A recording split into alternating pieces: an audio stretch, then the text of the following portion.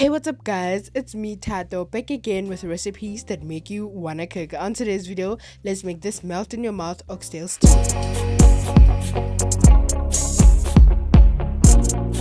Let's get started, guys, and as usual, I will leave all the ingredients in the description box down below.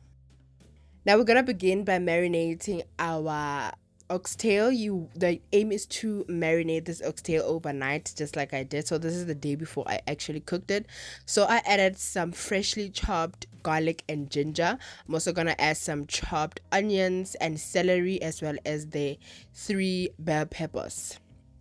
We're gonna place them in there, and then we're gonna add our teriyaki sauce.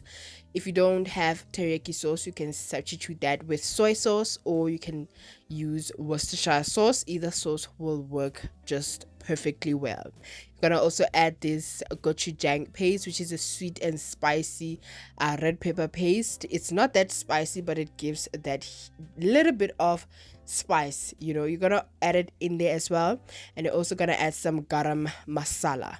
So with the garam masala, you can just do about 2.5 or 1.5 tablespoons of that. But I will also leave all the approximate measurements in the description down below.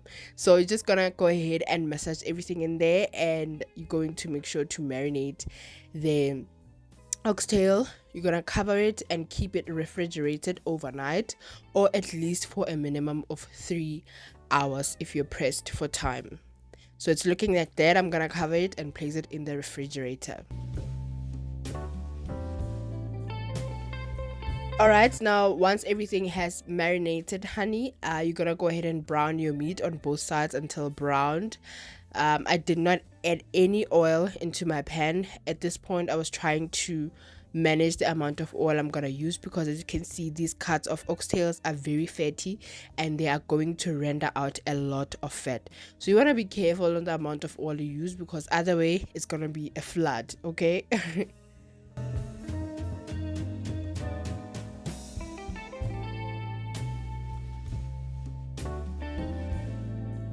And once they are browned on both sides, honey, and you're happy with it, you're gonna go ahead and remove them and place them aside.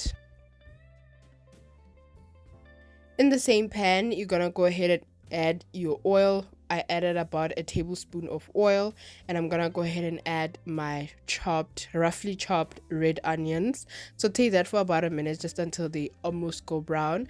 And we're gonna add the mix of the vegetables that we marinated the meat in. So you're just gonna separate the liquid from the veggies. Also keep the liquid, because we're also gonna add it into the stew as well. So you're gonna saute that for about 2 minutes. You're gonna add your tomato paste, some rosemary. You're gonna add some sage and thyme, and you're going to mix that through.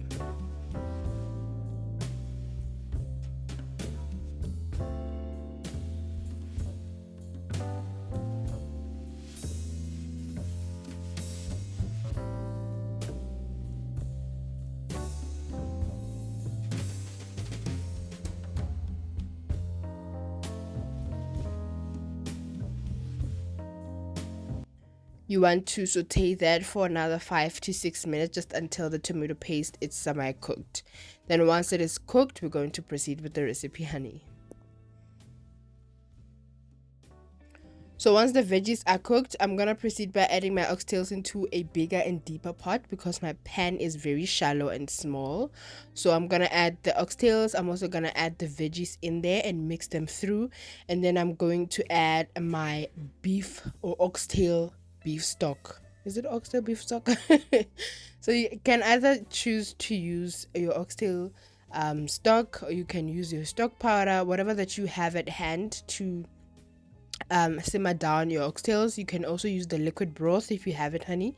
So here I just dissolved about 2 oxtail stock cubes in boiling hot water, and then I'll just wait it for the cubes to melt down, and I'm going to use them as liquid broth. So you're gonna add them in there, make sure the oxtails are submerged in there. Once they start simmering, you're gonna add back that liquid that came from marinating the meat. You're going to add it back in there, close your pot, and simmer for about 1.5 hours to 2 hours, depending on how you want your oxtail well done. I like mine falling off the bone, honey, so I think I did about 2 hours before I proceeded to add my vegetables. So after however long that you wish to simmer it down for, I'm going to add my vegetables, which are my potatoes and my carrots, and I'm gonna cook those for another 30 minutes to 45 minutes until they're cooked. I think they took about 20 to 30 minutes to cook down. Now, how well you want your oxtail, it really depends on you, honey. If you want it a little bit firm, you can cook it first on its own for an hour, and then you can add your vegetables the last 30 to 45 minutes. So in total time you'd have cooked your stew for about 1 hour 45 minutes. You're also gonna add some Worcestershire sauce, and you're also gonna add some green onion seasoning. This is just to bring it the zing in there, and a little bit of salt. One thing I forgot to tell you guys is to add the salt, please. Once you simmer down your stew, please add some salt, because remember when we were seasoning it, we did not add any salt, and the garam masala does not have enough salt to bring everything together. So to make sure that you bring out all the flavors, add about 2 teaspoons to a tablespoon of salt, depending on you. This is why I did not use any oil to fry the meat, guys. As you can see, all the fat has been rendered down, and you see we only used about a tablespoon of oil, and look at that pool of oil that was rendered from the meat. So that is why I shy away from using oil when I'm frying up the meat, because honey, it's going to go uncontrollable. So I did skim out the oil and I put it aside. As you can see, there's less oil in the pot. I like more sauce than oil, so I always try to skim out the fat on top of the meat. And I'm just going to simmer down the vegetables, and once they're done, honey, you won't have as much oil as you started with, because the longer the meat will cook, the more the fat will render. So you want more sauce than fat, so you're just gonna go ahead and skim it out. This is about 2 hours 30 minutes in, guys. The recipe is beautiful. The flavor is so delicious, honey. Oh my god. You can finish that off with some freshly chopped parsley, some freshly chopped coriander, whatever works for you, honey. It will be so lovely. You can also add in some freshly chopped red onion for the tang and zing, honey. The meat is literally falling off the bone. It is so tender. The sauce is so beautiful. Everything just, oh my god.